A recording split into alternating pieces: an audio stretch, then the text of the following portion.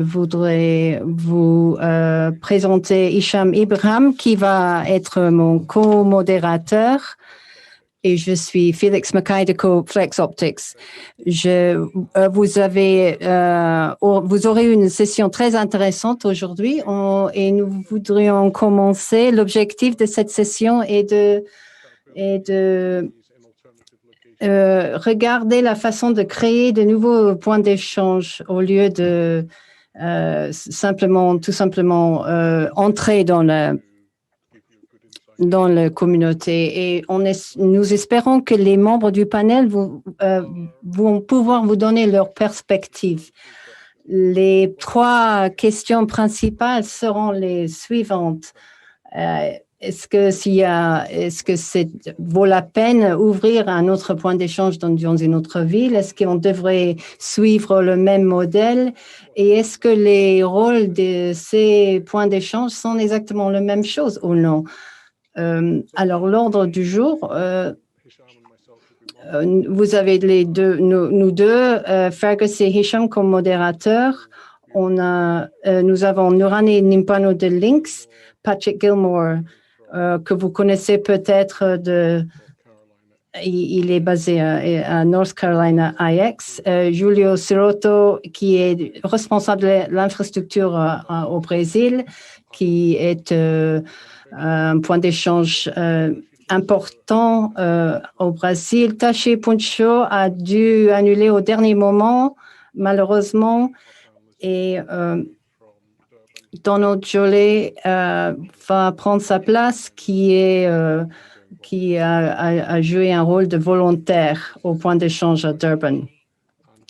Ensuite, on passera à la session des questions et réponses pour finir la session. Les règles de la maison, nous allons enregistrer cette session et vous pourrez le regarder après. Nous prions de bien vouloir vous engager respectueusement, et lorsque vous posez des questions, est-ce que vous pouvez poser des questions précises? Veuillez, s'il vous plaît, donner vos prénoms avec le pays, par exemple Théo, Mali, et si vous voulez, vous pouvez aussi mentionner si vous êtes adhérent d'une organisation. Vous voyez le code d'éthique. S'il vous plaît, vous devrez le regarder. Nous avons une salle de chat où vous pouvez avoir des discussions avec d'autres participants. Mais s'il vous plaît, on vous prie d'utiliser la salle de questions et réponses pour poser vos questions. Il est plus facile d'avoir accès à vos questions si vous les posez dans la salle de questions. Et soit on répond pendant la session ou après. Si vous voulez atteindre d'autres publics, vous pourrez le faire par les médias sociaux. Nous avons l'interprétation simultanée d'anglais-français et vous aurez le sous-titrage en anglais où vous pouvez choisir une autre langue. En direct, seulement en anglais. Rien ne serait possible sans nos sponsors.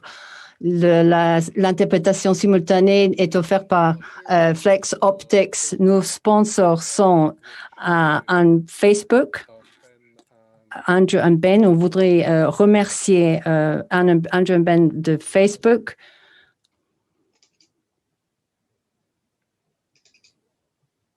Andrew and Ben from Facebook. Michelle, Carla et Andrew de NAP Africa. Walter from PAX, Brett and Lucy de Microsoft. Et nous allons passer sur l'écran la première enquête. Et si vous pouvez répondre aux questions, nous allons vous présenter les résultats par la suite. Les sponsors de l'événement sont Ejike Obafame et Oyotunde de RAC Center. Nous vous remercions. Et est-ce que nous avons les résultats de l'enquête? Pour l'instant, on a 20 réponses sur 50. On va permettre un peu, on va leur laisser un peu plus de temps pour répondre.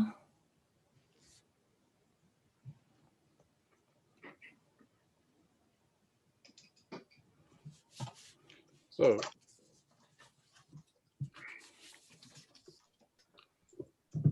58% des réponses ont une autre option pour un emplacement d'un point d'échange. Le 6% sont en train de le considérer, le 10%, ils n'ont pas de plan prévu pour cela. Alors, passons à notre premier contributeur. Nourani, est-ce que vous pouvez vous présenter et nous donner un aperçu général? Merci, Fergus. Oui, c'est un plaisir d'être entre vous aujourd'hui. Je suis responsable des engagements mondiaux auprès de Lynx depuis 10 ans. Je vais essayer de répondre à ces 3 questions et je pense que ces 3 questions se peuvent répondre en considérant l'objectif d'un point d'échange. Quand est-ce qu'il vaut la peine ouvrir un autre IXP? Est-ce qu'on devrait suivre le même modèle ou changer? Alors moi, je crois que lorsqu'on considère un point d'échange, il faut revenir à l'objectif de point d'échange. Et le but, c'est d'améliorer l'interconnectivité. Si vous croyez qu'en ouvrant un autre point d'échange, vous allez améliorer la connectivité, alors il vaut la peine. Alors, lorsque vous commencez un point d'échange, il faut penser et la clé du succès des points d'échange devrait être rajouter de la valeur et être quelque chose qu'on peut vendre. Alors, vous avez une recette avec ces 2 choses. Alors, que ce soit durable, cela veut dire que ce soit financièrement durable de se permettre ces opérations. Mais je pense que lorsqu'on considère le coût d'un point d'échange et on considère que le matériel et on ne pense pas aux autres coûts.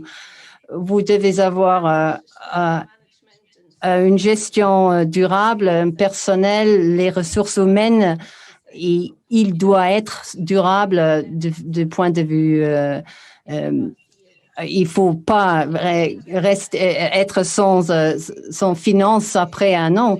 Et vous devez avoir la capacité d'évoluer. Et la deuxième partie de rajouter de la valeur, qu'est-ce que cela veut dire? Les points d'échange sont pour servir le client, les participants.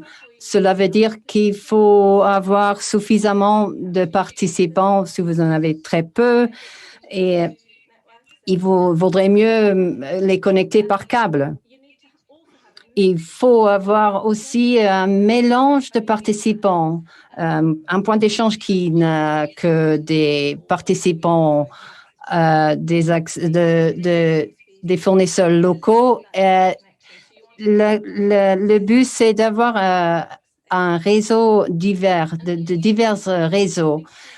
Et il faut que le point d'échange apporte des avantages ou des bénéfices. Et c'est toute une gamme d'éléments. Vous devrez essayer de réduire les coûts, en avoir un point d'échange, moins de latence, plus de connectivité diverse. Tous ces éléments sont les avantages d'un point d'échange.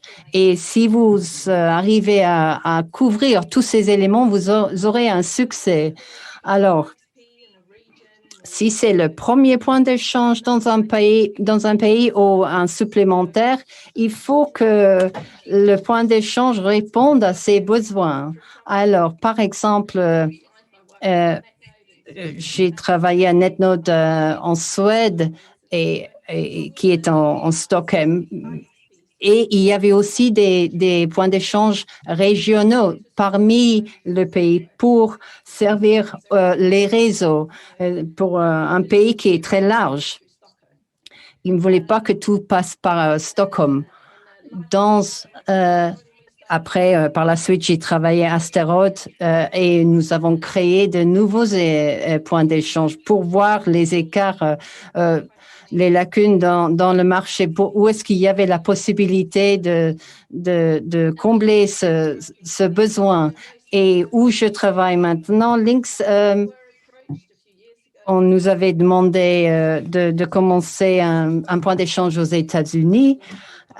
Et on travaille en partenariat avec des partenaires pour construire des points d'échange. Pour répondre à toutes ces questions, nous revenons sur les mêmes thèmes.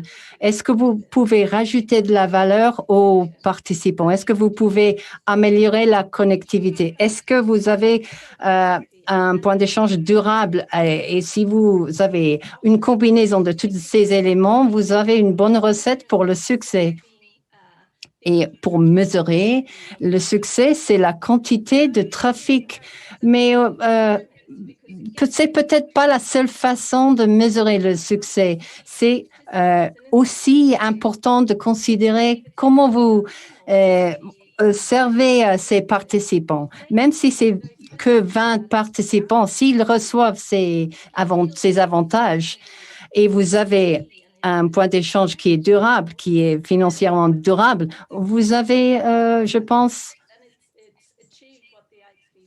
vous avez réalisé votre objectif. Je suis prête à creuser plus dans le détail, mais ces premières questions sont les essentielles pour toutes les circonstances.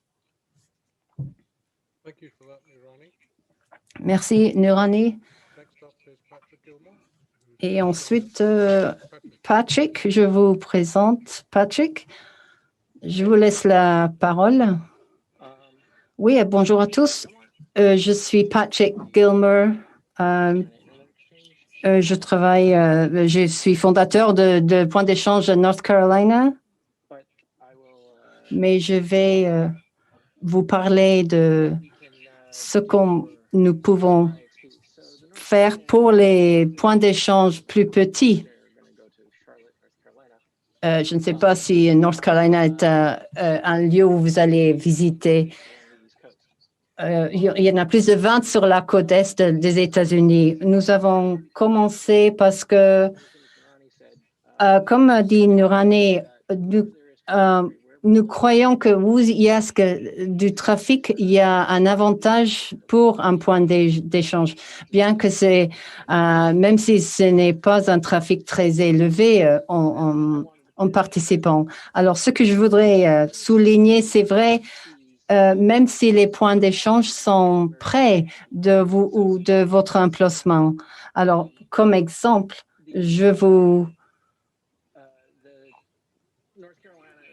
North Carolina, le point d'échange est très près d'échange de trafic le plus grand. Je vais faire passer une carte. Vous verrez sur la carte, voilà, Atlanta. Ce sont 240 000, 300 km, 350 km.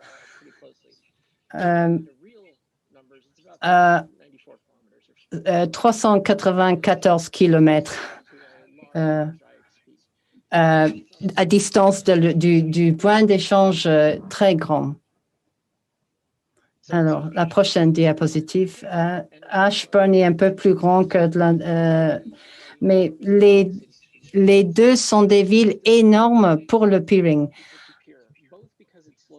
et si vous avez un point d'échange, vous avez un fournisseur d'accès petit, c'est bien de pouvoir faire de l'échange. Il y a aussi un avantage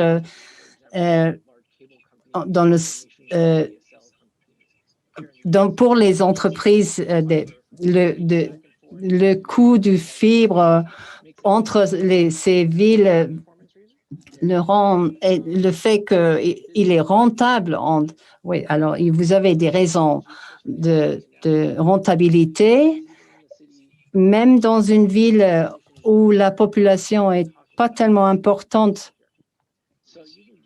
Alors, vous pouvez avoir des participants, des petits acteurs et des grands acteurs. Si vous avez un point d'échange petit, aussi des groupes autour. Nous croyons qu'il y a de la place, il y a des centaines dans le monde. Alors, ce n'est pas question seulement de chercher à faire ces points d'échange dans des villes avec des équipes de football, comme on dit aux États-Unis. C'est aussi utile pour les acteurs internationaux ou nationaux. Merci, Patrick. Nous laissons la parole à Thanks for the invitation. Merci de cette invitation. Je m'appelle Julio Sirota. Je suis responsable de l'infrastructure à IEX Brésil. Tout d'abord, je voudrais vous expliquer comment notre point d'échange a été développé dans le cadre du modèle de gouvernance du Brésil, parce que je pense que nous avons un modèle légèrement différent. Il a démarré au Brésil en 1989, Internet. Et au départ, étant donné que les coûts étaient trop élevés de l'interconnexion,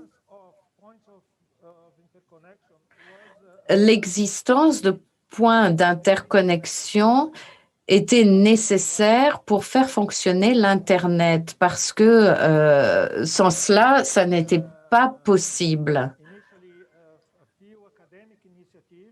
Donc, il y a eu quelques initiatives d'universitaires au départ, et en 2004,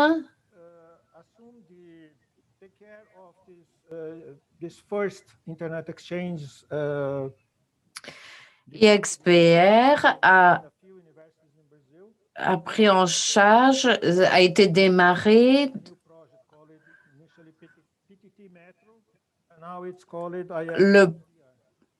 Le projet Petit Métro est devenu par la suite IXBR, démarré en milieu universitaire. C'est la branche exécutive du réseau Internet qui existe au Brésil. Et ce système prend en charge l'enregistrement des noms et s'occupe également de l'entretien.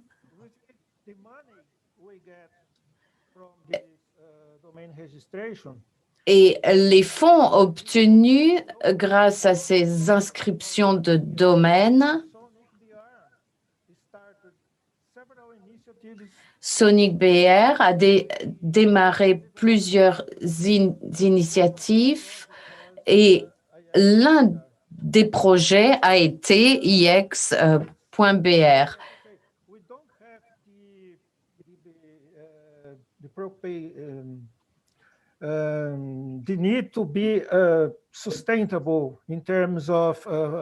Autrement dit, nous n'avons pas besoin d'être vraiment économiquement viable en ce qui concerne le fonctionnement de l'IEX parce que nous avons eu ce soutien.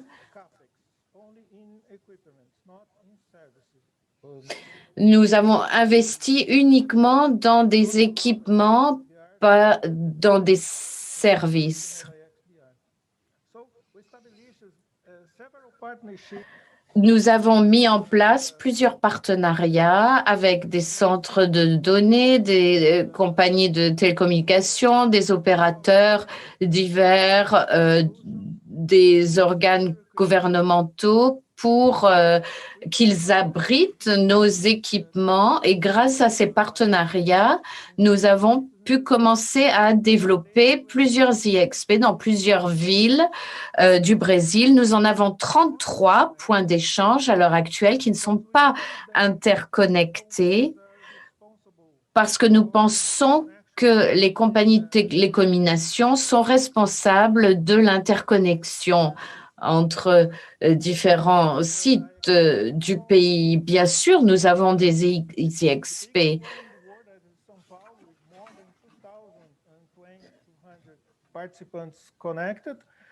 Et il y a plus de 2200 participants dans le plus grand, celui de Sao Paulo.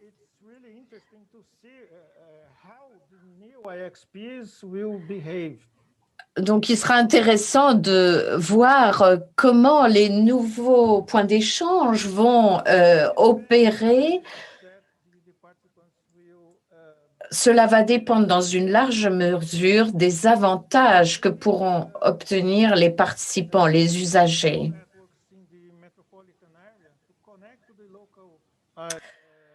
Mais nous incitons la connexion dans les centres métropolitains aux différents IXP. Nous avons également et c'est intéressant, c'est une particularité du Brésil, nous avons entre 12 000 et 20 000 IXP en fonctionnement. C'est difficile de donner un chiffre précis, c'est difficile à mesurer. Certains points d'échange sont tout à fait informels. D'autres dépendent de l'organe de réglementation nationale. Mais ce qui importe, c'est que nous avons un grand nombre de réseaux au Brésil et avec près de 9000 systèmes autonomes assignés à ces compagnies. Ce sont là nos clients qui recherchent du contenu et de meilleures interconnexions. Voilà donc l'équilibre que nous avons établi entre le fait d'avoir un bon état de fonctionnement pour ces points d'échange et être liés aux points d'échange locaux. Parfois, ça n'a pas beaucoup de sens d'être connecté à des points d'échange locaux. Je pourrais peut-être parler tout à l'heure davantage des avantages de la connexion aux plus petits points d'échange. Merci, Julio. Donc, c'était une échelle très différente des autres points d'échange. Je demanderai maintenant à Donald de se présenter. Merci, Fergus. Je m'appelle Donald Jolley et je suis bénévole au point d'échange de Durban qui se trouve sur la côte est d'Afrique du Sud. Nous avons là 2 IXP auxquels on peut se connecter. NAPAfrica, qui a été démarré vers la fin de 2011, je crois. Enfin, Andrew pourra me corriger si ce n'est pas le cas. Le modèle de NAPAfrica est simple. Il s'agit de connecter les usagers.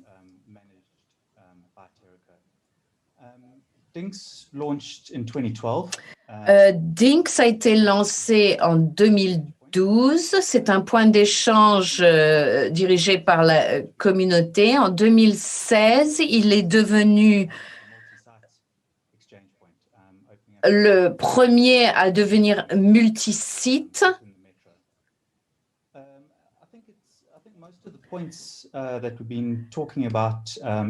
Je pense que les questions ont déjà trouvé des réponses. Donc, je voudrais simplement ajouter une ou deux remarques.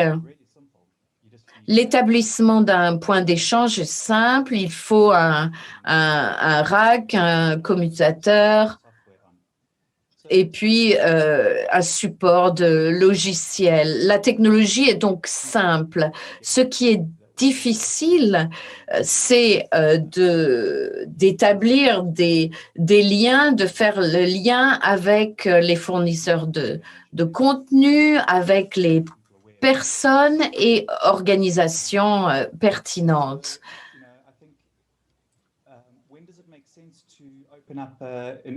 Alors, quand est-ce que ça fait sens que d'ouvrir d'autres points d'échange ailleurs que dans la capitale? Eh bien, je dirais en prenant l'exemple de Durban que au départ, nous n'avions pas de nombreux sites connectés au point d'échange. Ça a pris du temps et il a fallu déployer des efforts pour ce faire.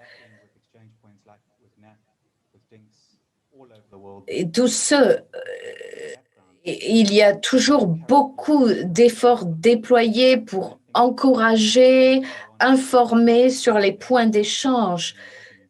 Nous n'avons pas besoin de débattre des valeurs concernées, nous les connaissons.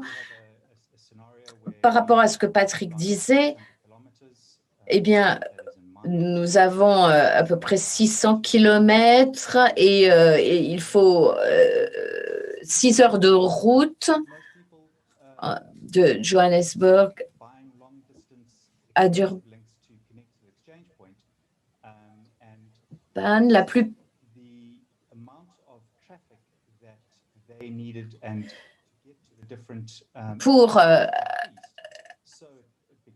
Pour avoir le volume de trafic souhaité,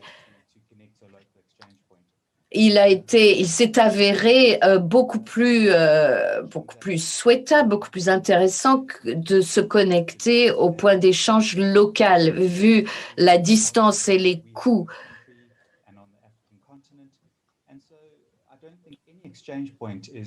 Je ne pense pas qu'un point d'échange puisse apporter un modèle universel. Nous devons, je crois, accepter qu'il n'y a pas un modèle idéal qui conviendrait à tout le monde. Et j'ajouterais aussi que le point d'échange permet à une communauté de se développer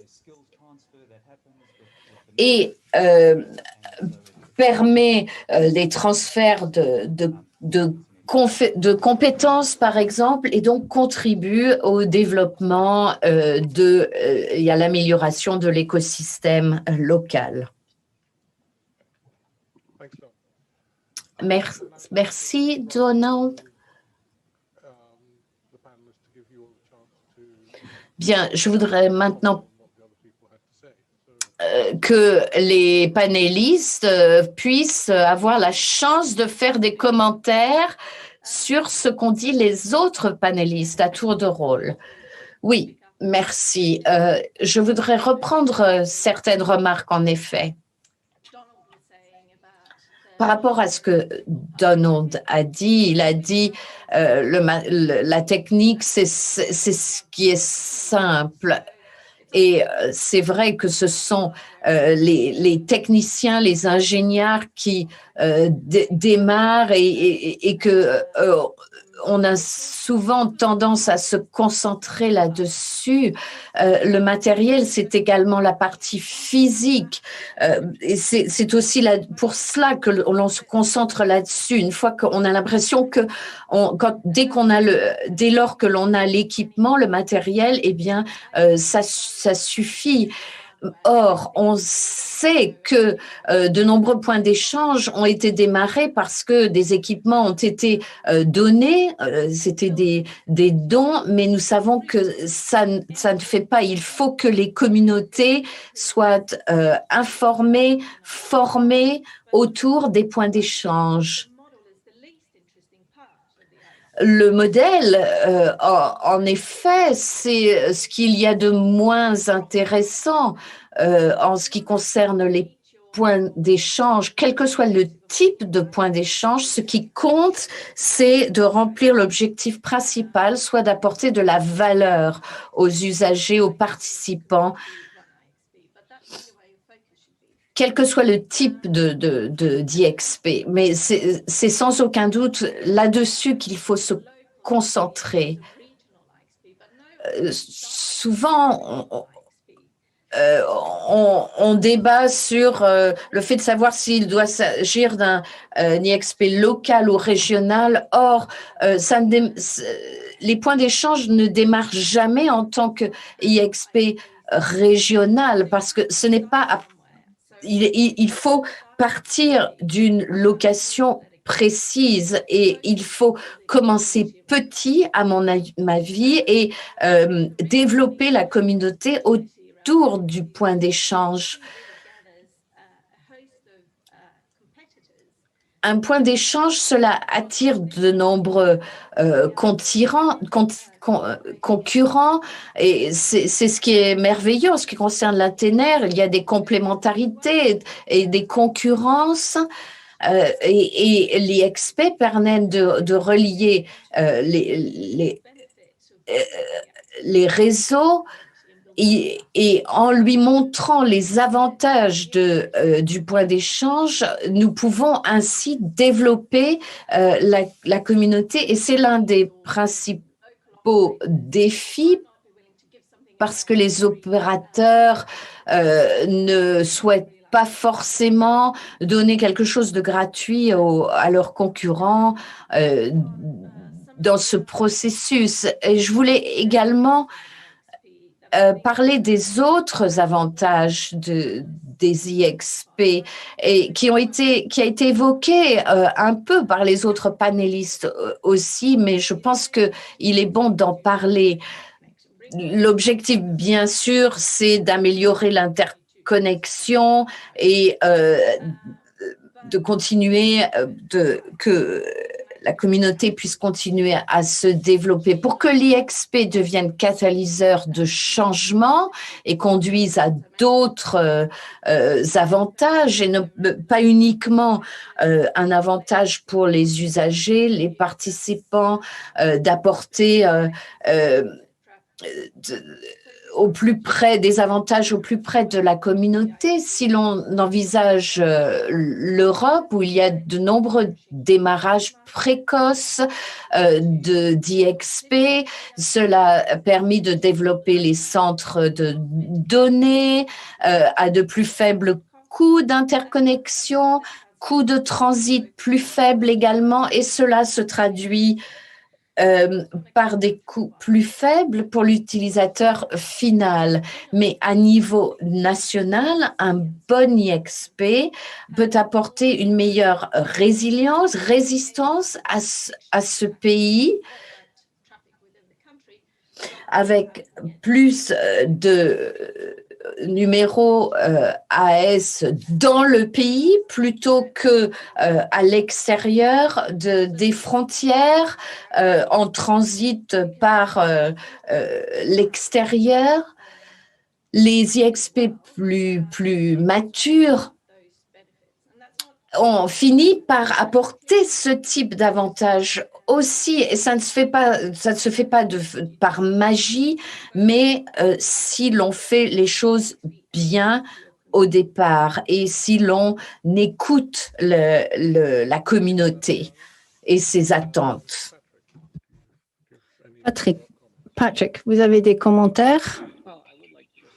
Oui, je voudrais, en fait, répéter un peu les choses que Nurani a dit. Alors, au lieu de les répéter, je vais contribuer d'autres éléments.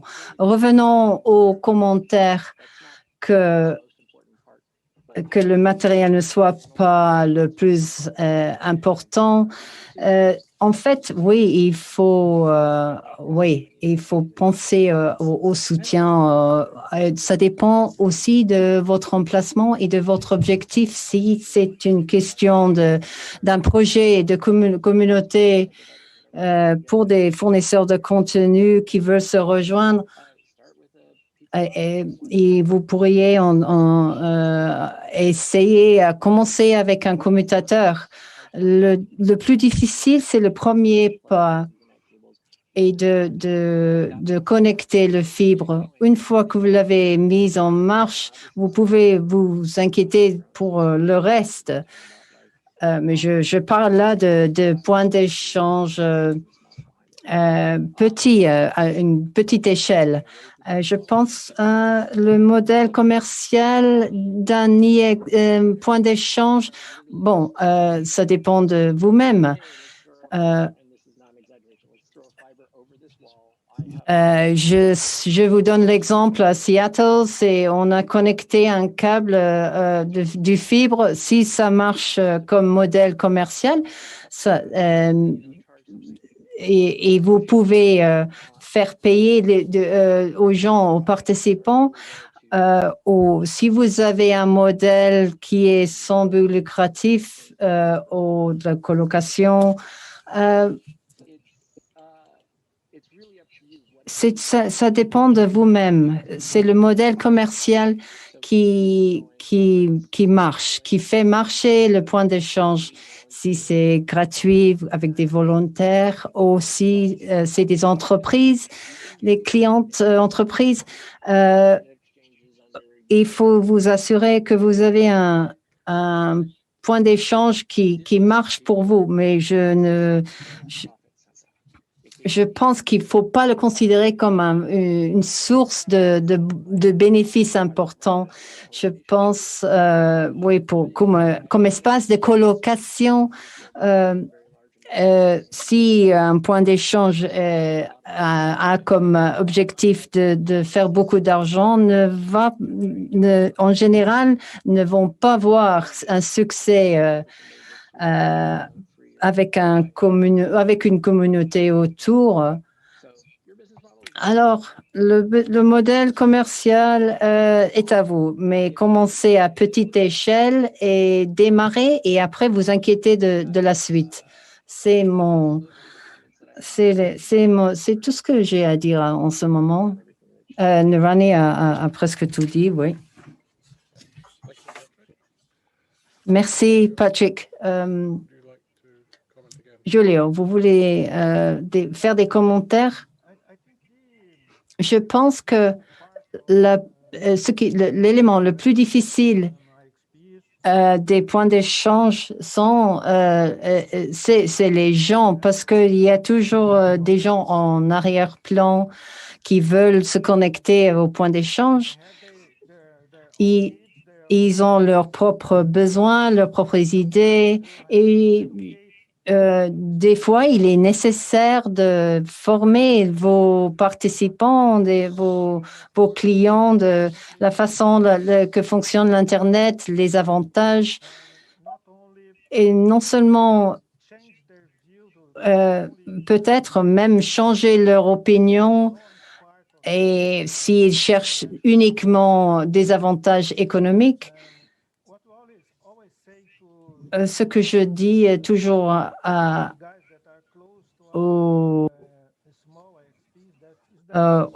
participants à nos points d'échange petits, et c'est le plus important, l'élément plus important, c'est le nombre de réseaux communautaires. Si vous avez un nombre accru de réseaux qui sont présents sur un point d'échange unique, cela attire de l'attention des entreprises et ils commencent à regarder un point d'échange dans une ville d'un autre point de vue. Peut-être un fournisseur de contenu peut considérer que c'est une bonne idée d'investir dans ce point d'échange ou peut-être payer le transit à ce réseau. Oui, je vais étendre mon infrastructure pour atteindre ce point. Cela dépend du trafic que vous aurez à court terme. En premier lieu, il faut faire la connexion. Alors, c'est une chose qu'on essaye d'impulser au Brésil, c'est d'interconnecter aux points d'échange locaux. Thank you, Julio. And Don.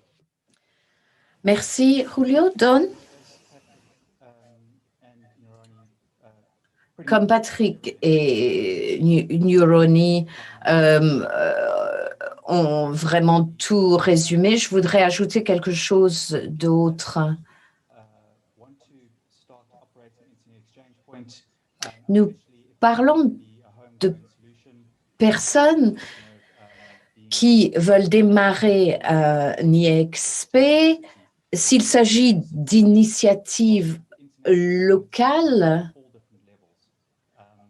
il est bon d'avoir le soutien de la communauté internationale parce que ça facilite l'approvisionnement matériel au départ, les connexions, les serveurs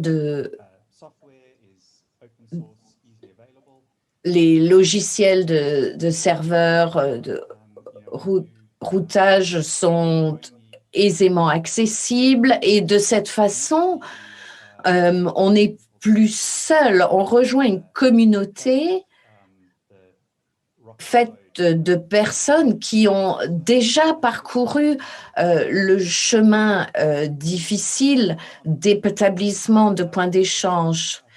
En ce qui concerne le nombre d'ASN, il était intéressant de voir, peut-être que je soulève une question épineuse, mais là où il y a de mauvaises réglementations, il n'y a pas un grand nombre d'ASN ou de réseaux parce que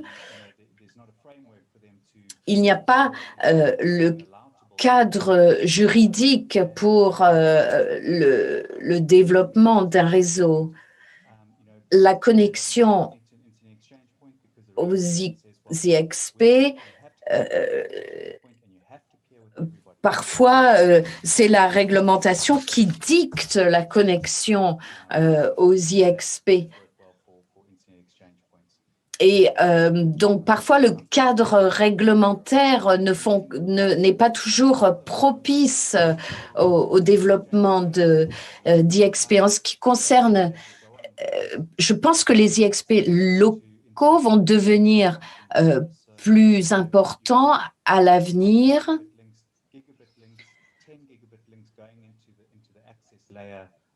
parce que il y a un trafic de plus en plus rapide qui devra apporter davantage de contenu. Il faudra que ce contenu soit rapproché, puisse être rapproché des usagers finaux. Je vais maintenant donner la parole à Hicham qui va diriger la séance questions-réponses. Merci. Et merci à tous de vos contributions. Vous avez très bien couvert le sujet, mais il y a tout de même quelques questions que je vais transmettre. On a beaucoup parlé de différents types d'IXP, du nombre d'IXP d'acteurs dans les différents pays.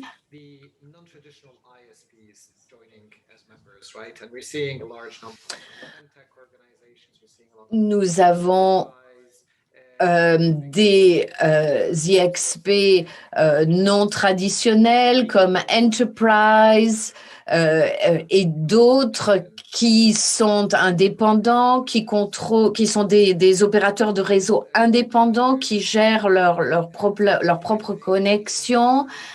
Est-ce que c'est un facteur dont il faut tenir compte, à votre avis, dans l'établissement d'un XP? Je vais répondre en premier, si vous le permettez, parce que ça me tient à cœur.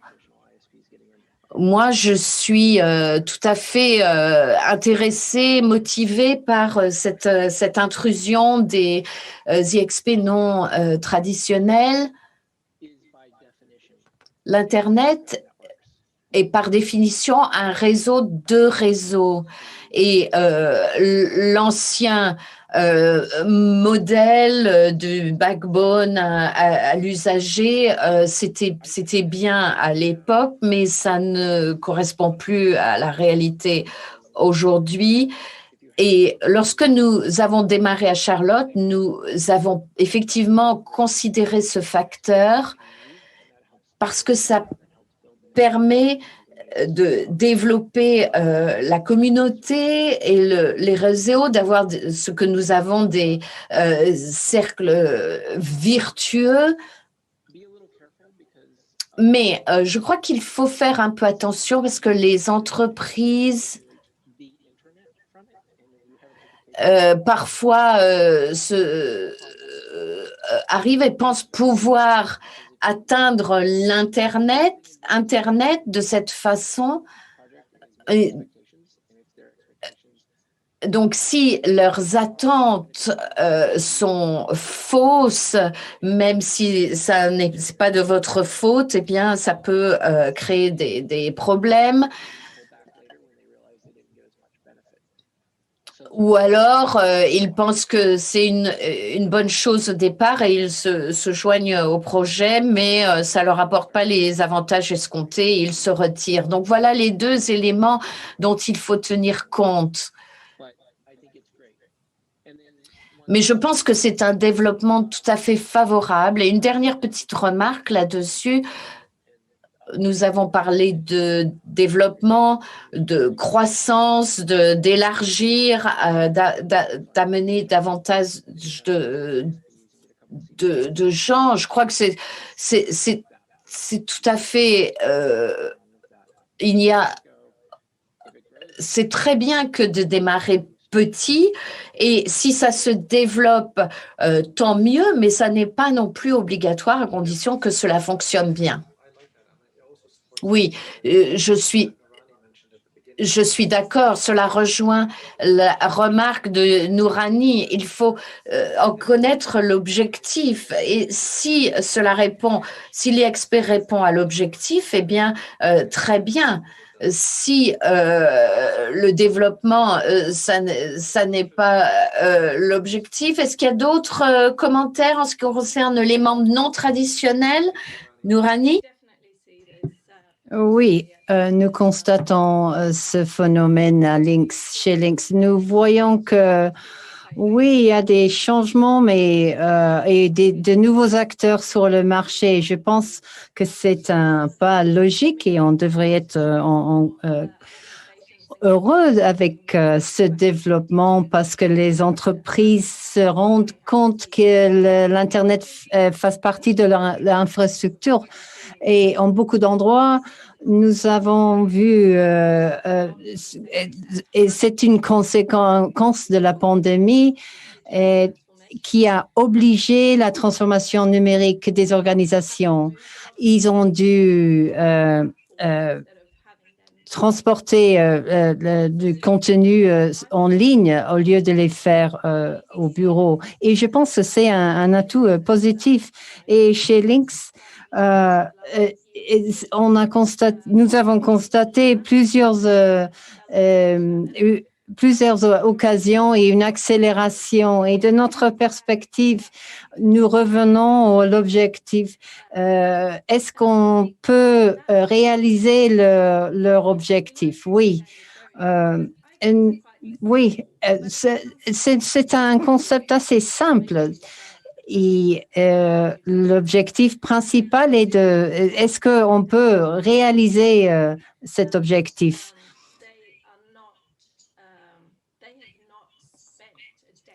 Les points d'échange nos participants futurs n'ont pas passé 10 ans dans l'industrie comme nous. Nous avons dû expliquer ou nous avons dû former nos participants sur les avantages, ce que nous proposons et ce que nous ne proposons pas.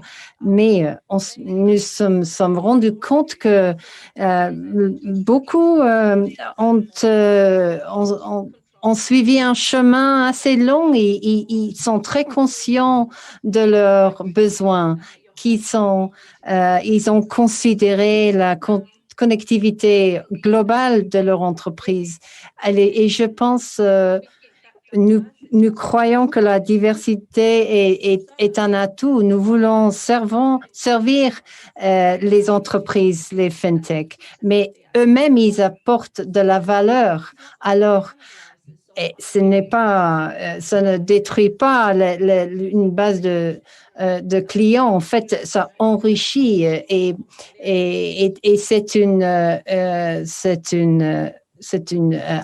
c'est un aspect positif. Merci. Oui, je suis d'accord. Donald, oui, je crois que tout le monde l'a dit, mais je répète que même avant que Nurani le dise, ce qui est important, l'aspect important, c'est la formation. Nous voyons qu'en Afrique du Sud, que les entreprises cherchent à avoir leurs propres ASN, leur système autonome. Et il y a des lignes directrices très spécifiques de ce qu'il faut avoir et en tant que de l'espace. Et nous voyons que les entreprises ne connaissaient pas le protocole de routage. Alors, si c'est une communauté qui marche très bien, il y a des contacts dans la communauté. Et ça contribue à cet écosystème où les entreprises se connectent et ils sont opérateurs de réseau en fait. Mais oui, ils gèrent un type de réseau comme entreprise. Je pense qu'on devrait souhaiter la bienvenue à une famille au point d'échange. Oui, il y a beaucoup de FAI et au point d'échange. Oui. Oui, il y a beaucoup d'entreprises qui savent très bien ce qu'ils font en ce qui concerne l'Internet. Mais vous avez construit un réseau autour d'un point d'échange. Est-ce que vous voyez maintenant les avantages de cet investissement? Est-ce que vous voyez à long terme que ça rend c'est rentable? Oui, c'est difficile à dire parce que on ne sait pas ce qui aurait été le cas. Mais comme a dit Patrick, même si nous avons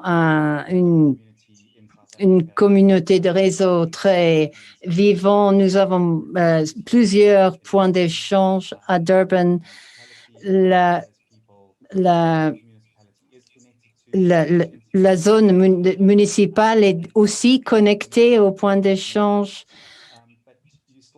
mais il y a toujours des fournisseurs d'accès qui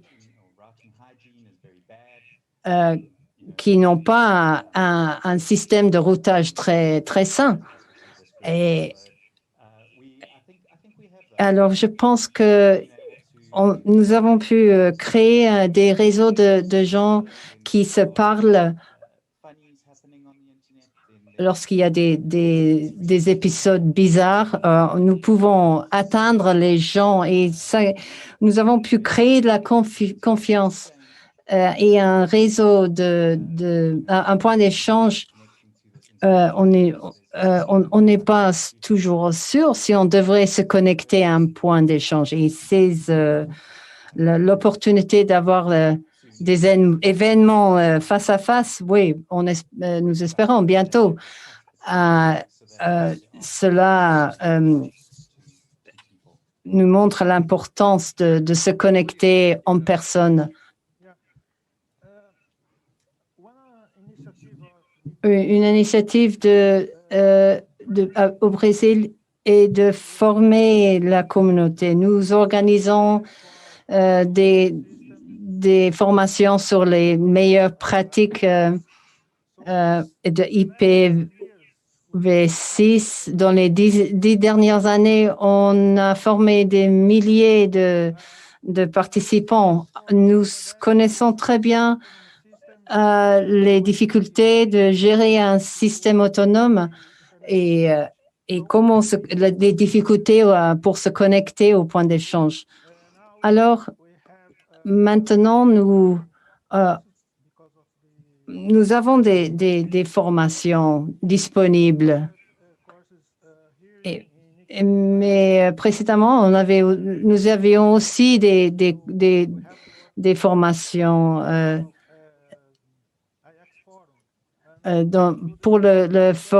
sur un forum des points d'échange avec la communauté. On travaille, on forme la communauté. C'est très important. C'est une activité très importante ces 10 dernières années. Et je pense que le matériel que vous produisez à l'échange brésilien ont été très utiles pour d'autres communautés, d'autres points d'échange, surtout au Portugal, par exemple, où on parle portugais.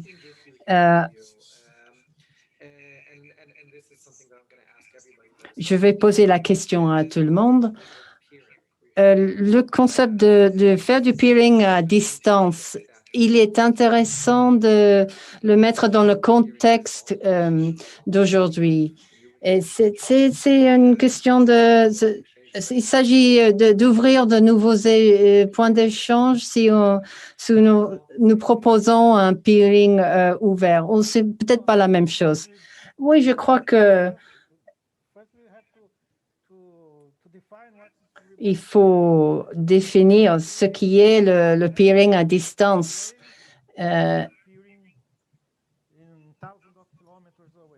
Ou est-ce que c'est le peering à beaucoup de kilomètres? Nous avons beaucoup des peering à Sao Paulo. Nous avons des connexions, des milliers de connexions. Ne sont pas des réseaux. Ils sont de partout au Brésil. Et nous avons beaucoup d'entreprises, des télécommunications qui, dans ces réseaux, alors le peering, en utilisant partager les ports est très important pour nous. Et c'est une façon d'atteindre beaucoup de réseaux au Brésil. Et il est intéressant de savoir que dans notre serveur de route à Sao Paulo, 82% des réseaux sont sur ce réseau. Et les telcos, les plus grands, ils ne veulent pas participer au point d'échange juste pour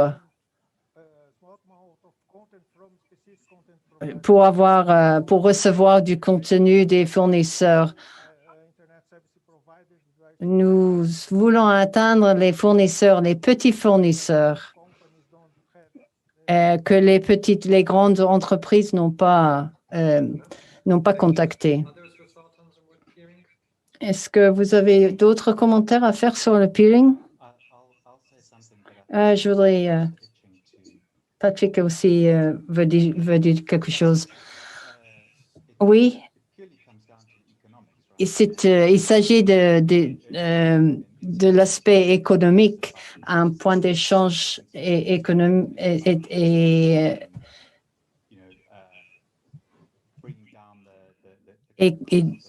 réduit les coûts. Alors, je vois que beaucoup de réseaux participent dans le peering à distance pour avoir plus de contenu. À Durban, nous avons pu attirer des fournisseurs de contenu et de construire des versions plus petites de leur cache pour qu'il y ait un échange de contenu au fur et à mesure que les réseaux agrandissent et l'empreinte va accroître. Mais ce que nous avons vu à Durban, que le 50% entre 50% et 70% de trafic passe par l'échange local au lieu de faire 600 km. Fair enough. Other takers? Same question, Nurani? Nurani,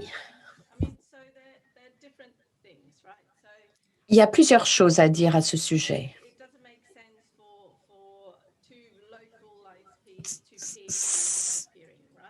Ça n'aurait pas de sens pour deux locaux de se connecter par le peering à distance.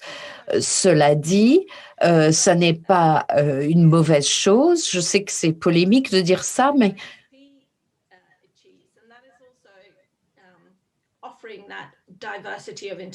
parce que je crois que ça permet à l'IXP de proposer une diversité de services.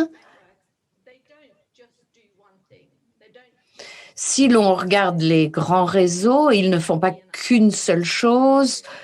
Ils ne font pas uniquement du peering ou du PNI ou autre. Ils proposent une multitude de services.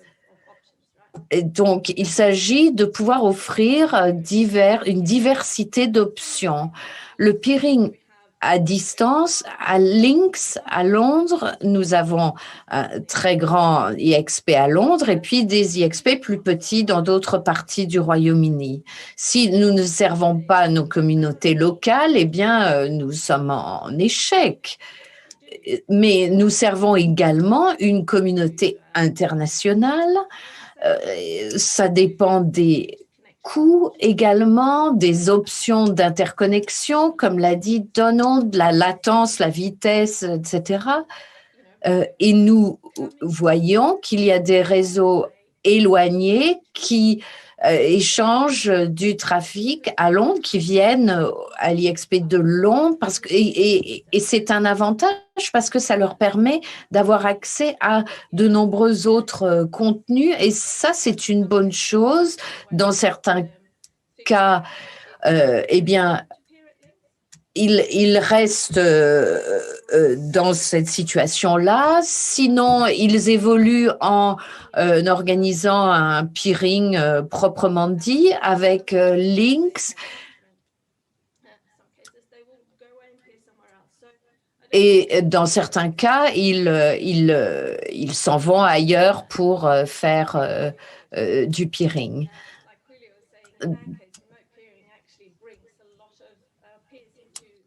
Le peering à distance apporte des contenus dans les points d'échange locaux, mais n'avoir que du peering à distance, bien entendu, ça n'a pas de sens. il faut pouvoir, mais je crois que ça permet d'enrichir l'écosystème.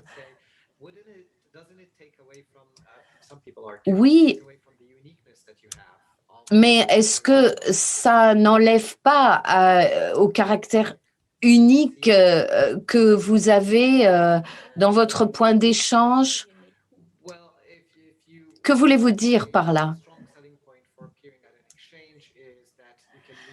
L'un des avantages du peering avec un point d'échange spécifique, c'est de dire que ça permet de rencontrer des personnes ou des groupes qui ne sont disponibles que dans la zone concernée.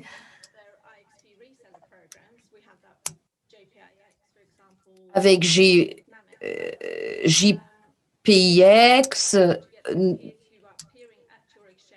il ne s'agit pas d'attirer des gens en peering sur son site pour permettre du peering à l'extérieur. Je me suis mal exprimée.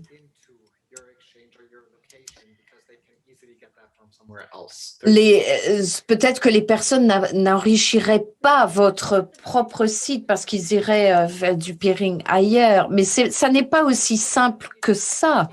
Mais tout dépend ce que l'on souhaite, quel objectif on souhaite atteindre. Ça dépend des coûts, de la rapidité de connexion, de la latence, du coût. Si pour un peering à l'extérieur, il y a des coûts de transport, d'équipement à installer, centre de données, colocation, transconnect et ainsi de suite. Tout ça, ce sont des coûts. Je ne crois pas que j'ai jamais vu quelqu'un qui vienne localement et qui ensuite se déconnecte pour passer par le peering à distance. Mais j'ai vu l'inverse, des réseaux qui font du peering à distance dans un point d'échange et qui se rendent compte que les avantages sont tellement importants qu'il est censé de faire un véritable peering avec ce point d'échange, en fin de compte. Patrick? Je ne pense pas que ce soit polémique de dire que le peering à distance, ça n'est pas une mauvaise chose. Mais c'est plus compliqué.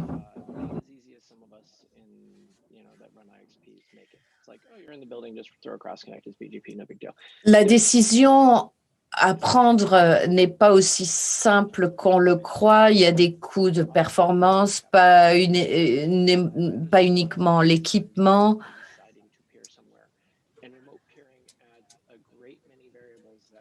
Et le peering à distance ajoute aux difficultés décisionnelles. C'est un instrument supplémentaire, mais il est dangereux et coûteux, il faut le savoir, et difficile.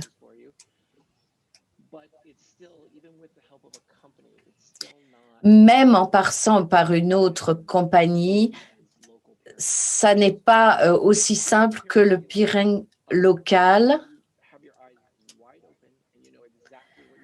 Donc, le peering à distance, c'est tout à fait possible, mais à condition de bien comprendre les risques et d'avoir les yeux grands ouverts en ce qui concerne les complexités d'installation.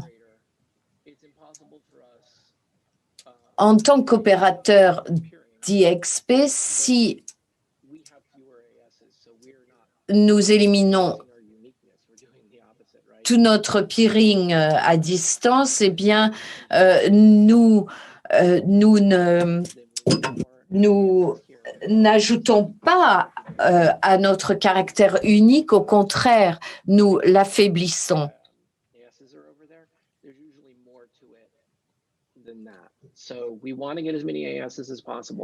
Nous voulons bien entendu obtenir autant d'AS que possible parce que c'est enrichissant.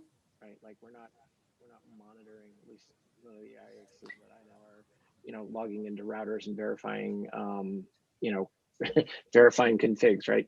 And so remote peering Nous is a thing. vérifions donc le peering à distance. On peut l'utiliser, mais comprenez bien sa complexité. Oui. Nuroni, il y a une question adressée à vous. Pourquoi pensez-vous que il y a une question qui vous est adressée plus spécifiquement? C'est une question de confiance.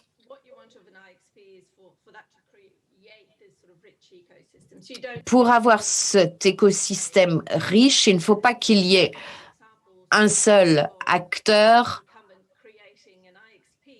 en jeu.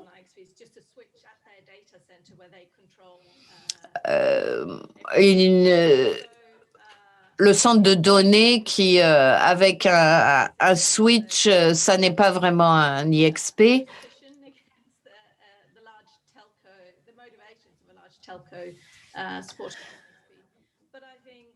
Il y a un certain nombre de soupçons à l'égard des grandes compagnies de télécommunications qui établissent des points d'échange.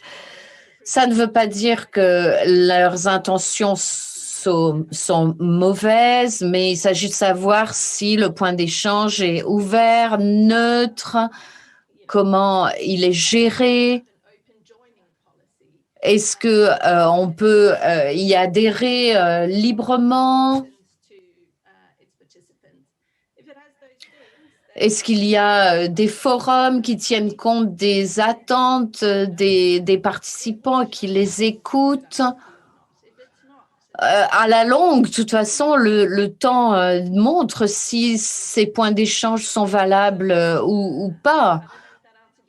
Je ne sais pas si ça répond à votre question, mais je sais d'où c'est là que vient l'hésitation à l'égard des initiatives des grandes compagnies de télécommunications. Je crois qu'il faut également tenir compte de la politique de prix, des coûts qui peuvent être imposés par ces grandes compagnies de télécom.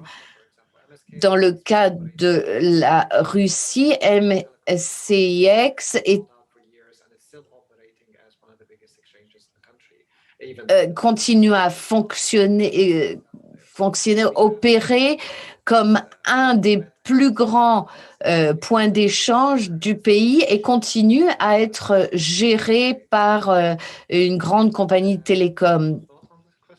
Est-ce que d'autres souhaiteraient ajouter leur commentaire à ce sujet? Bien, s'il n'y a pas d'autres remarques, je voudrais revenir au concept franchise versus homegrown. Dans plusieurs pays africains et environnants, nous constatons que lorsque l'on commence à parler d'un deuxième point d'échange, on part souvent du modèle de franchise sous prétexte qu'il est établi, qu'il peut avoir de meilleures connexions et motiver le développement des échanges. Est-ce que, à votre avis, c'est vrai? Je sais, pour ramener au thème général de notre séance. Est-ce que c'est un avantage d'avoir un point d'échange autochtone? Bon, je pense qu'il n'y a pas... je parle de l'Afrique plus que d'autres endroits. Je ne vois pas d'avantage pour quelqu'un d'acheter un une boîte d'un autre continent lorsque le modèle commercial fonctionne très différemment à la façon d'opérer en Afrique. Pour vous donner un exemple, en Afrique du Sud,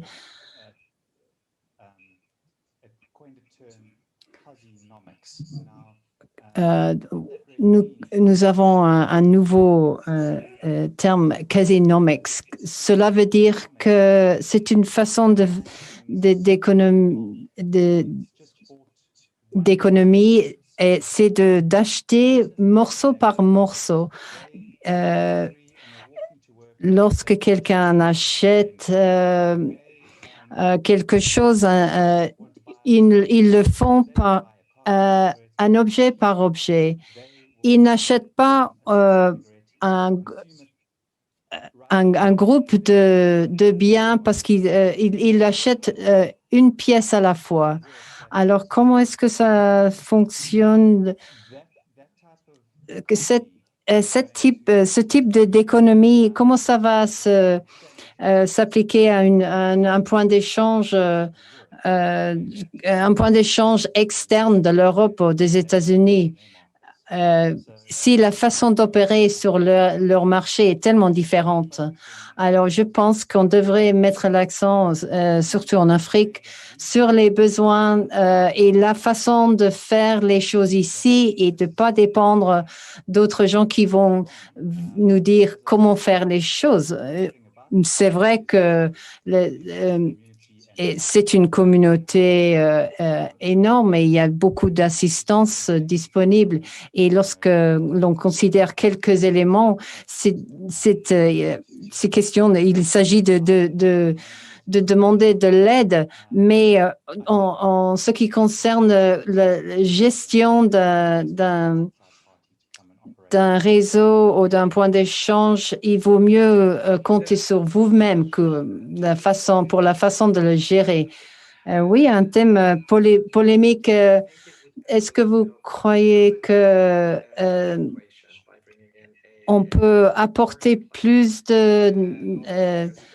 un élément plus neutre, par exemple, à une communauté, ou est-ce que vous n'êtes pas d'accord? Donald. Oui, je crois que si vous voulez dire quelques points d'échange qui sont limités par les règles, la réglementation, parce que c'est différent, ça c'est un autre thème de discussion. Chaque marché a chaque marché est unique, mais je pense que la façon de construire un point d'échange ne va pas être la même partout. On ne va pas uniquement copier la façon de le faire ailleurs. Si existe un point d'échange qui ne fonctionne pas très bien, peut-être il faut considérer autre modèle, mais les connexions avec les fournisseurs de contenu sont un atout, mais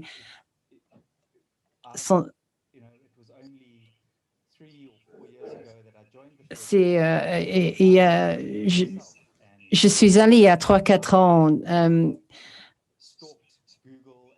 et j'ai contrôlé Google et Facebook et Netflix pour voir des fournisseurs de contenu pour promouvoir cet endroit à Durban. Et oui, ils sont finalement ils ont laissé à ma disposition une cache parce que j'avais insisté tellement. Alors, je pense que il est important de prendre le contrôle sur nos propres points d'échange et nos communautés parce que nous, en les comprenant, nous devrions les soutenir.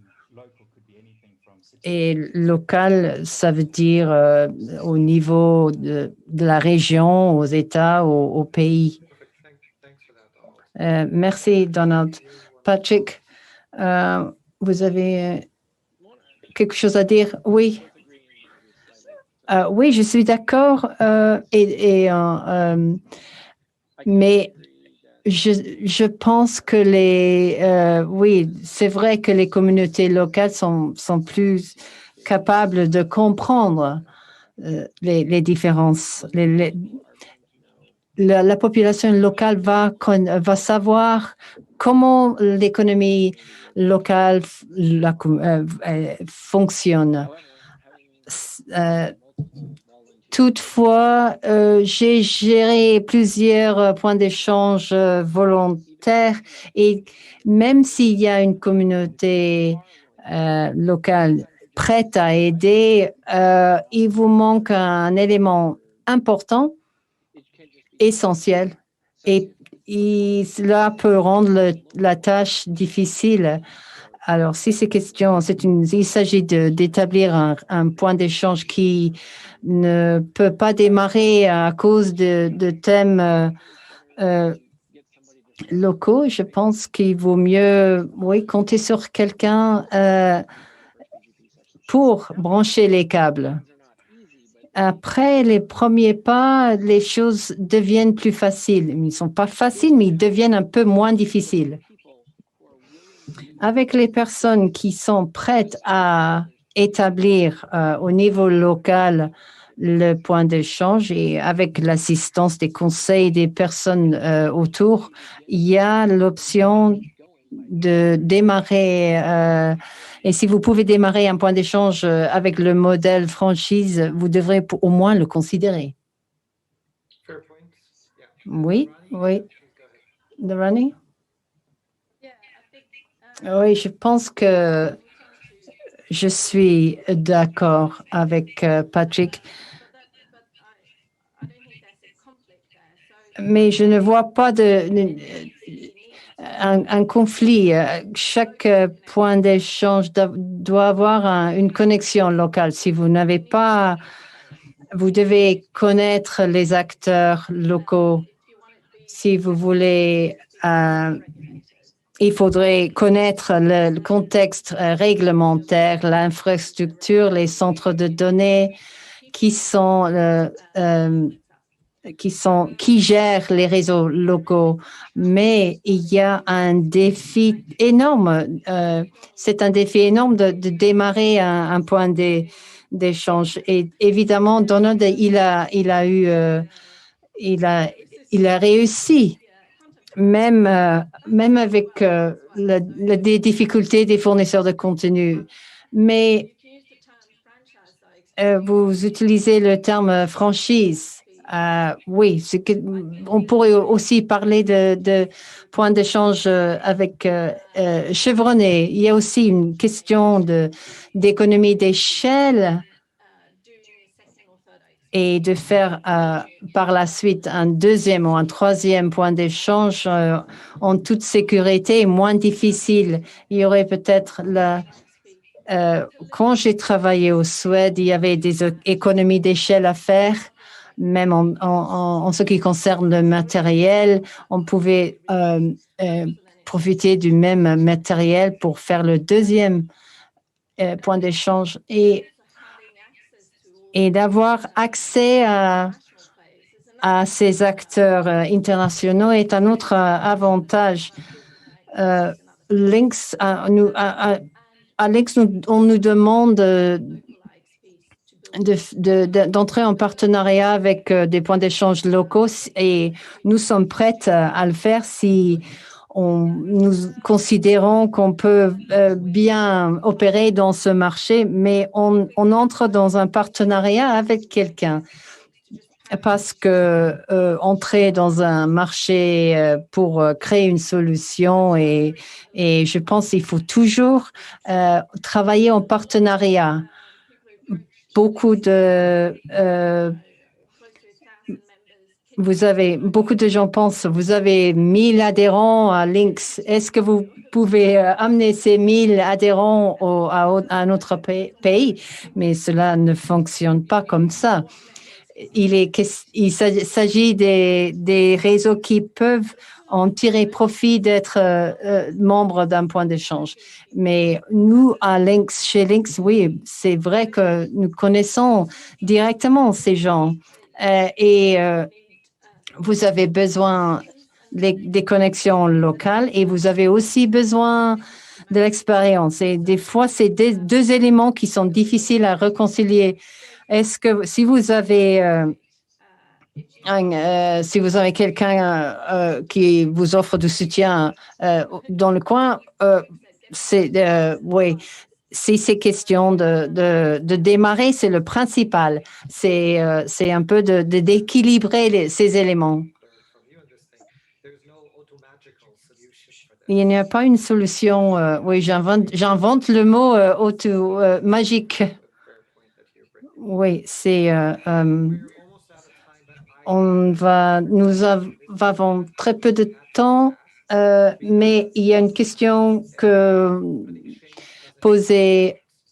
Si un point d'échange ne réussit pas, et après avoir fait la formation, mais il y a aussi, qu'est-ce que vous appelez, qu'est-ce que vous considérez comme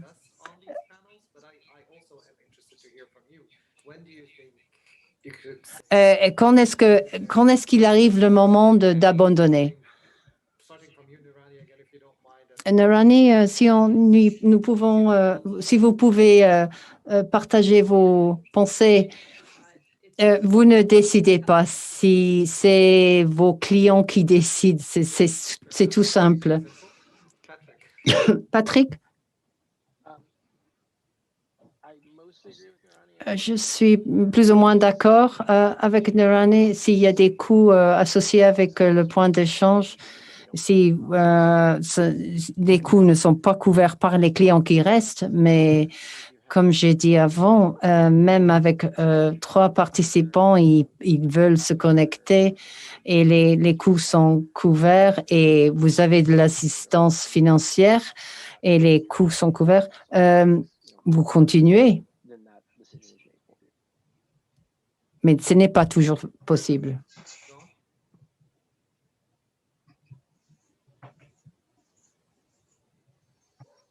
Am I going to go first? Yeah, please, Dom. Sorry. It's exactly the same. Yeah.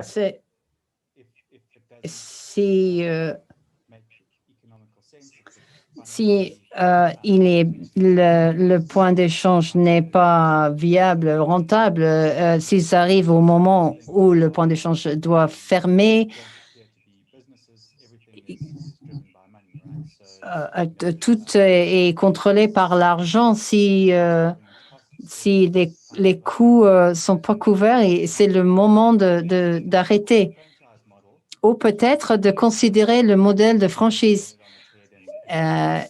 Est-ce que le modèle de franchise pourrait réussir? Nous avons vu en Afrique et dans d'autres pays, on prend la décision de faire un point d'échange où ça marche ou ça ne marche pas. Oui, on a plusieurs emplacements où on veut ouvrir des points d'échange et d'autres points d'échange qui ne vont nulle part. Est-ce que vous avez des commentaires? Oui. Nous n'avons pas les préoccupations économiques. La création d'un point d'échange est un investissement. Et parfois, nous avons mis 5 ou 10 ans pour que ce soit efficace pour les réseaux, les participants. Si vous pouvez faire évoluer le point d'échange et le maintenir, c'est le bon choix. Nous pouvons le faire. Si vous avez une opération commerciale, par contre, vous devez penser aux coûts.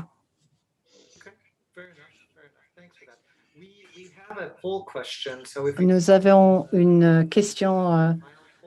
Nous allons voir la question sur Nous avons une question sur l'écran. C'est pour le public. D'après ce que vous avez entendu, qu'est-ce que vous pensez? Quels sont les critères les plus importants pour sélectionner un emplacement pour un nouvel IXP? Et je suis pendant que le public répond, est-ce que vous avez des derniers commentaires à faire? Okay.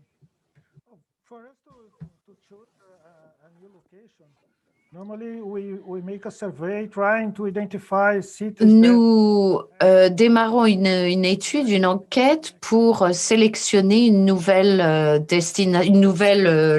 localisation d'IXP. Something that justify the presence of an internet exchange point. Et nous identifions également ce qui justifie l'établissement d'un nouvel IXP. To take a look at only the numbers.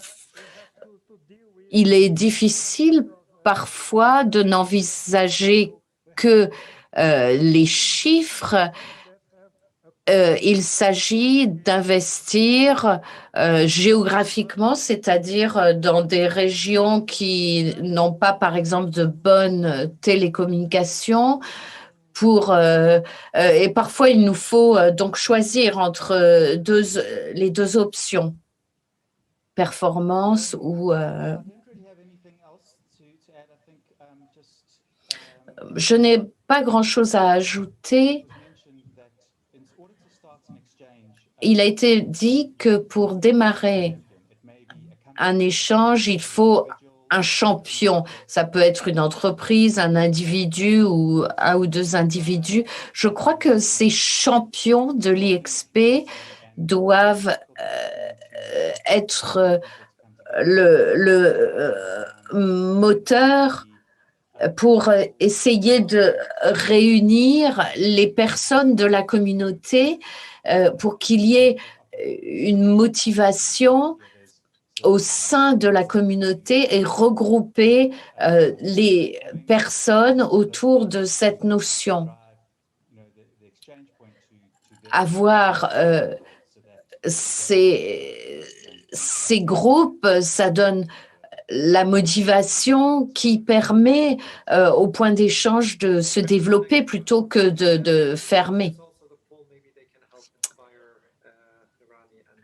Peut-être qu'avec les résultats du sondage, cela va inspirer Nourani et Patrick. Donc 39%, latence, la dorsale nationale, présence de centres de données de fournisseurs de contenu, 39%, concurrence sur le marché local, nouvel emplacement, 16% nombre de globes oculaires au nouvel emplacement et présence de stations d'atterrissage de câbles au nouvel emplacement, 3%.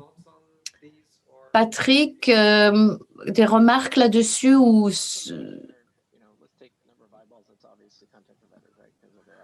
Prenons le nombre de globes oculaires.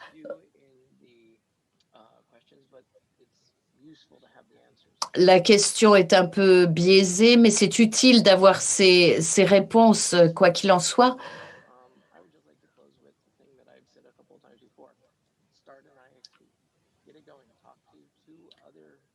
Ce que je dirais pour terminer, c'est démarrer un IXP.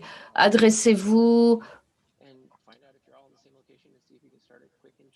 à toutes les parties prenantes et voyez si vous pouvez identifier un site commun. C'est vrai pour les petites et les grandes villes. Ce n'est pas si difficile que ça et il y a beaucoup de soutien disponible par le biais de l'Internet. La première étape est toujours la plus difficile, mais j'espère que nous aurons pu aujourd'hui motiver, inspirer quelqu'un pour démarrer. Merci. Oui, les gens sont d'accord dans l'ensemble. Sur toutes les remarques qui ont été faites. Nourani, dernière remarque? Oui. tous les facteurs évoqués dans le sondage sont importants. Il n'y a pas d'ordre, il n'y a pas d'ordre ou de proportion dictée, mais tout ça, ce sont des facteurs dont il faut tenir compte. Je dirais commencer petit pour établir un XP, un point d'échange. Engager la communauté, vous devez vous adresser à vos partenaires, mais également à vos concurrents. Ça, c'est la première chose. Pensez au développement, à la croissance future, mais n'en faites pas votre objectif de départ. Ça viendra au moment voulu. Adressez-vous aux acteurs qui sont déjà présents, d'autres points d'échange ou d'autres organisations, parce que, bien sûr, ces acteurs ont l'expérience, une expérience qui peut être utile. Vous allez pouvoir peut-être vous associer avec un autre IXP. J'ai toujours été, moi, tout à fait étonnée de la générosité des parties prenantes, des acteurs existants, ce qui concerne le partage d'informations, de connaissances, et parce que vous pouvez tirer de nombreuses leçons de ceux qui ont déjà suivi ce processus. Il y a une tendance à dire que ce qui est gratuit, les modèles gratuits sont les meilleurs, mais ça n'est pas forcément le cas. Les coûts, ça compte, il faut en tenir compte. Il faut, pour être économiquement viable, en tenir compte. Il y a de nombreux éléments à réunir. Il faut qu'il y ait un point central pour la communauté. Ça peut être en ligne ou des réunions physiques avec à boire et à manger. D'après mon expérience, c'est toujours un bon moyen de réunir les personnes et engager les conversations à partir de cela avec les membres de la communauté. Il faut également que les représentants des organes de réglementation locales soient invités à ces réunions dînatoires pour leur faire comprendre les avantages qu'apporterait le point d'échange. Et puis, soyez actifs. Il ne s'agit pas uniquement d'établir quelque chose dans votre centre de données. Il faut que vous vous adressiez aux populations locales. Il faut les engager. Si ce sont les membres ensuite du point d'échange qui peuvent en faire la promotion, et ça, c'est une bonne chose. Merci de vos commentaires. Je crois que votre conseil en ce qui concerne l'organe de réglementation, c'est vraiment important. Et puis, les réunions sociales, bien sûr, c'est très important, nous le savons, et nous allons nous-mêmes avoir une réunion à caractère social aujourd'hui après la séance. Je voudrais remercier les panélistes de leurs interventions extrêmement intéressantes. Je voudrais remercier également Afix et ISOC, les sponsors, RAC Center, PAX, Microsoft, NAPAfrica, Facebook, RAC Center et FlexOptics. Et Michuki, je vous rends la parole. Merci Hicham, et merci à nouveau aux panélistes. La conversation a été passionnante. Nous passons à la partie suivante de la séance, à savoir les peerings virtuels, individuels. Je crois que le premier, c'est Ama. Merci Michuki et merci aux panélistes de l'excellente discussion. AM6 d'Amsterdam aux Pays-Bas. Nous avons plus de 900 réseaux connectés avec un trafic de plus de 10 téraoctets par seconde. Nous avons plus de 250 sites en Europe et centrale et occidentale. Nous avons également des points d'échange dans le monde, à Hong Kong, aux USA, Chicago, NB, en Inde, à Curaçao et à Bahreïn. Et seront lancés en 2021 un nouvel IX en Ouzbékistan et en Égypte. Vous voyez notre équipe de vente, Ono, Noah et Emra, et n'hésitez pas à nous contacter par le biais de sales@amsix.net. Merci et bonne journée. Merci. Nous avons ensuite Marc d'Epsilon. Bonjour à tous. Je suis Marc Delit d'Epsilon. Nous sommes un fournisseur mondial pour connecter les applications dans le cloud et autour du monde. En utilisant Infini, nous pouvons activer et gérer des connexions. Les entreprises peuvent utiliser de se connecter en peering avec nous. Les sites de peering sont listés ici.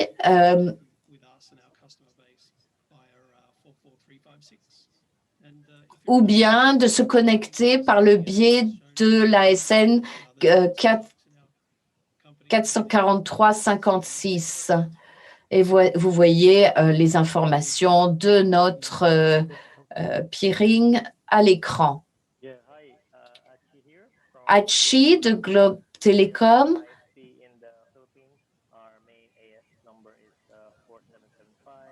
Notre numéro d'ASN est 4775 et nous avons une politique de peering ouverte. Nous avons 25 sites US, aux US, en Asie et en Europe. Et nous avons des extensions au Japon et à Singapour.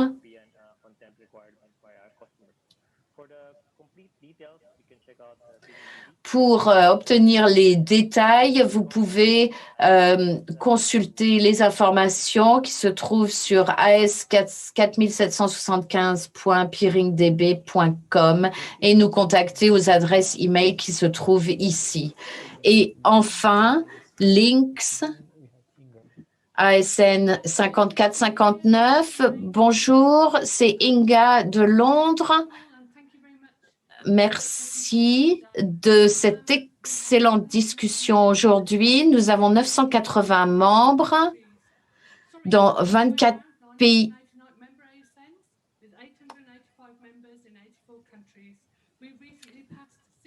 Avec 885 membres dans le monde. Vous pouvez vous connecter directement ou à distance par le biais d'un de nos partenaires. N'hésitez pas à me contacter à inga@links.net ou sales@links.net. Merci et j'espère pouvoir vous retrouver en personne d'ici peu. Et merci. Ceci nous amène au terme de cette séance.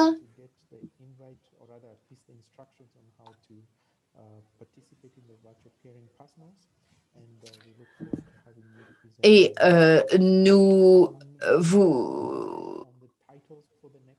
Vous avez les informations nécessaires si vous souhaitez participer à cette séance de peering virtuel à l'avenir.